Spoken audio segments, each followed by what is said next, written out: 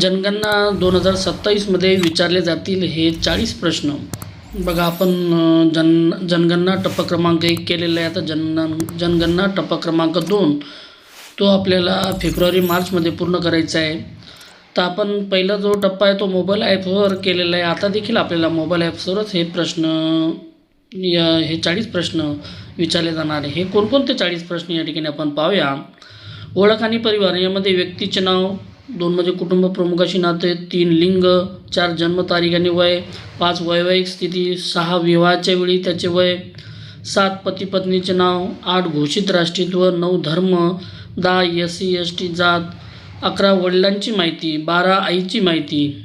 शिक्षण आणि भाषा यामध्ये 13 दिव्यांगता, 14 मातृभाषा आणि इतर भाषा, 15 साक्षरता आणि डिजिटल साक्षरता, 16 शैक्षणिक संस्थेत शिक्षणाची स्थिती, 17 सर्वोच्च शैक्षणिक पात्रता आणि स्ट्रीम विषय.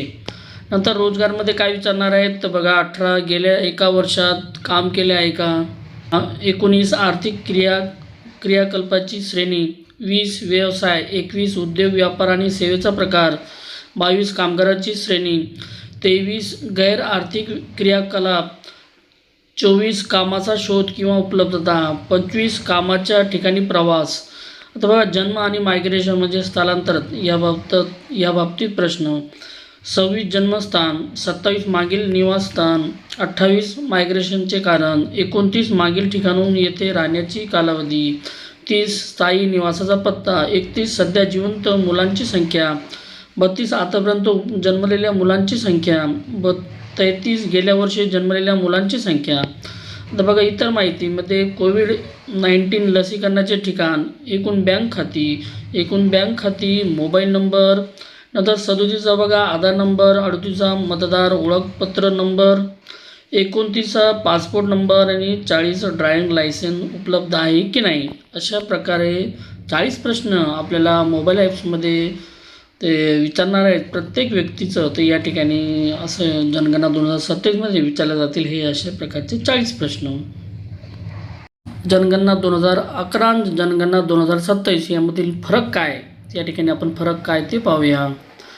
आता बघा जनगणना 2011मध्ये आणि जनगणना 2027मध्ये बदल काय. जनगणना 2011मध्ये 29 सवाल होते, म्हणजे 29 प्रश्न होते. तर 2027मध्ये 40 प्रश्न असतील.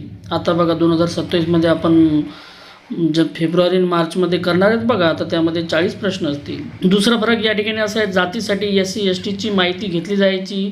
तर SC STचं जात पण विचारली जाईल. नाव, वय, लिंग, वैवाहिक स्थिती विचारली गेली होती. तर आता बघा नाव, वय, लिंग, वैवाहिक स्थितीसह राष्ट्रीयत्व आणि पती पत्नीची माहिती पण विचारली गेली जाणार. 2011मध्ये धर्म विचारला गेला होता. तर आता बघा धर्माचं आई वडिलांची माहिती पण विचारली जाणार आहे. 2011मध्ये शिक्षण आणि साक्षरता माहिती. तर आता बघा डिजिटल साक्षरता, स्ट्रीम आणि विषयाची माहिती पण विचारली जाणार आहे 2027मध्ये. 2011मध्ये रोजगार, कामाची श्रेणी आणि कामाची जागा विचारली गेली.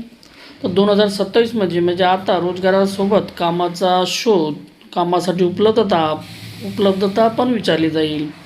नंतर बघा 2011मध्ये जन्मस्थान आणि मायग्रेशनची माहिती.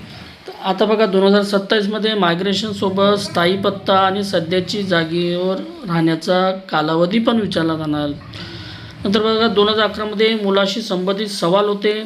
तर 2027मध्ये मुलाशी संबंधित प्रश्नासह सध्याच्या विवाहापासून असलेल्या मुलांची संख्या पण विचारली जाणार. नंतर बघा आधार, वोट ID, बँक खाते, कोविड वॅक्सिन सारखे प्रश्न नव्हते त्यावेळेस 2011च्या जनगणनेमध्ये.